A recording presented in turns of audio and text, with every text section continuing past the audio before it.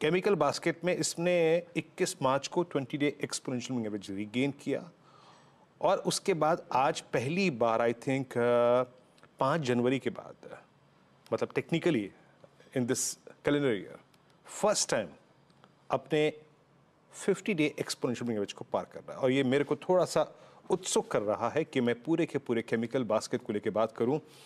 एक बार मेरे स्क्रीन पे यह नवीन फ्लोरिन आ गया डे हाई पर। Let's bring SRF. एसआरएफ ये वो स्टॉक है जो कि इस वक्त सबसे सम्मानित, मतलब जिसे कहते हैं आई मीन सबसे डिसेंट फेज में है। अनुज, एसआरएफ हमने जब हिस्टोरिकली, इनफैक्ट एक काम करते हैं, प्राइस भी मिलते हैं पहले नवीन फ्लोरिन पे। नवीन फ्लोरिन मानस 3203, ये कोई ट्रेड पिक करने का जोन हो सकता है क्या मानस? तो देखिए, नवीन फ्लोरिन की जहां तक बात है बिल्कुल सही सेटअप है। हाई टॉप हायर बॉटम सब बनने लगे हैं चार्ट्स पे। स्टॉक ने 50 डे मूविंग एवरेज को ब्रीच किया है। आई थिंक अब आपको 3360 के टारगेट के लिए करीब करीब 70 रुपए ऊपर उसके टारगेट के लिए खरीदारी करके चलनी है। करंट लेवल्स पे खरीदारी करिए। स्टॉप लॉसेस 31, 34, 3134 के नीचे रहेंगे। ये कैश लेवल्स मैंने बताया। 3194 पे नवीन फ्लोरिन यहाँ पे स्पॉट किया गया। 3208, 3211 बात करते करते हो गया है, याद रखिएगा 5 जनवरी के बाद फर्स्ट टाइम। अनुज, जब भी हमने बात की है केमिकल्स में, सबसे पहले हमने छेड़ा है इस स्पेस के लीडर को या फिर उसको डिस्कशन में इंक्लूड किया है। एसआरएफ सबसे पहले अपना लॉस्ट ग्राउंड रीगेन किया और एक बार फिर से अनुज ऑल टाइम हाई ट्रैजेक्टरी में। क्या ये क्लियर मैसेज है क्या कि इस वीकनेस के दौर में भी अगर आप लीडर्स के साथ परसिस्ट मतलब चलें तो पैसा बन जाएगा? बिल्कुल। और इसमें ना मुझे वही वाली फीलिंग आ रही है जो पिछले साल भी हमने एक केमिकल बास्केट बनाई थी, आपको याद है? हमने कहा था एक केमिकल बास्केट बनाई है, उसमें पैसा बनेगा।